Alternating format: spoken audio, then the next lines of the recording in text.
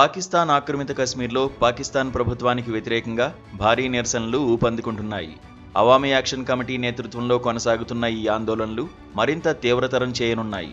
ప్రజలు రాజకీయ, ఆర్థిక అణచివేతలకు వ్యతిరేకంగా దాదాపు 38 డిమాండ్లతో షటర్ డౌన్, వీల్ జామ్ సమ్మెకు పిలుపునిచ్చారు. ఈ నిరసనలు పీఓకేలోని ముజఫరాబాద్, కోట్లీ, నీలం వ్యాలీ, ధిర్కోట్ బాగ్ వంటి ప్రాంతాల్లో విస్తరించాయి. పాకిస్తాన్ ప్రభుత్వం ఈ ఆందోళనలను అణిచివేయడానికి ఇస్లామాబాద్ నుంచి వేలాది పోలీసులు, ఫ్రంటియర్ కాన్స్టాబులరీ సైనికులను మోహరించింది. అలాగే మధ్యరాత్రి నుంచి ఇంటర్నెట్ సేవలను నిలిపివేసింది. దీనివల్ల ప్రాంతంలో సమాచార ప్రసారం మరింత కష్టతరమైంది. అయితే ఈ చర్యలు ప్రజల ఆగ్రహాన్ని మరింత పెంచాయి.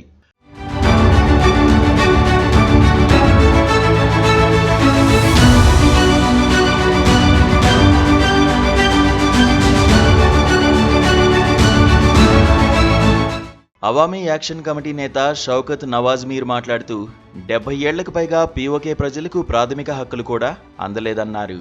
పాకిస్తాన్ ప్రభుత్వం తమని రాజకీయంగా, ఆర్థికంగా అణగదొక్కుతోందని ఆరోపించారు.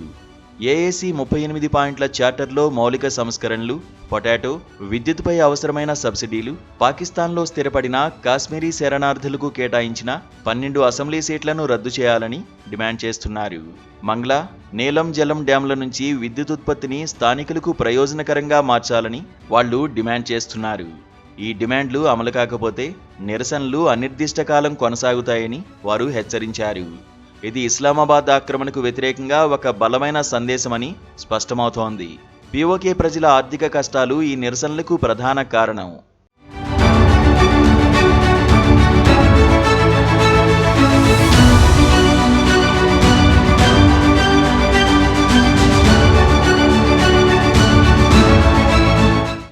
దేశవ్యాప్త ఆర్థిక సంక్షోభంతో పాటు పీఓకేలో ఆహార ధరలు, విద్యుత్ టారిఫ్లు ఆకాశాన్ని తాకాయి. గోధుమలు, పొటాటో ధరలు 1100 రూపాయలకు పైగా పెరిగాయి. ఆరోగ్యం, విద్యా సౌకర్యాలు లోపభూయిష్టంగా ఉన్నాయి. రోడ్లు, మొబైల్ కనెక్టివిటీ వంటి మౌలిక సదుపాయాలు లేవు. ఈ కారణంగా ప్రజలు పాకిస్తాన్ మన వనరులను దోచుకుంటోంది, మనకేమీ ఇవ్వడం లేదు అని అసంతృప్తి వ్యక్తం చేస్తున్నారు. దీనికి నిరసనగా సోమవారం ఉదయం నుంచే పీఓకేలో షటర్ డౌన్ ప్రారంభమైంది. షాపులు, వ్యాపారాలు మూసివేశారు. రోడ్లపై వాహనాలు ఆగిపోయాయి. ముజఫరాబాద్లో వేలాది మంది ప్రజలు రోడ్లపైకి దిగి పాక్ బలవంతపు ఆక్రమణల నుంచి విముక్తి అని నినాదాలు చేశారు. కోట్లీలో పోలీసులు నిరసనకారులపై గాలి, రబ్బరు బుల్లెట్లు వాడారు. ధిర్కోట్ బాగ్ ప్రాంతంలో నిరసనకారులు 4 పాక్ ఎఫ్సీ సైనికులను పట్టుకుని వారి ఆయుధాలు స్వాధీనం చేసుకున్నారు. ప్రతిపక్షాలు, సివిల్ సొసైటీ సంస్థల సమ్మేళనంగా ఏఏసీ పనిచేస్తోంది. ఈ కమిటీలో ట్రేడర్లు, ట్రాన్స్పోర్టర్లు, లాయర్లు, విద్యార్థులు ఉన్నారు.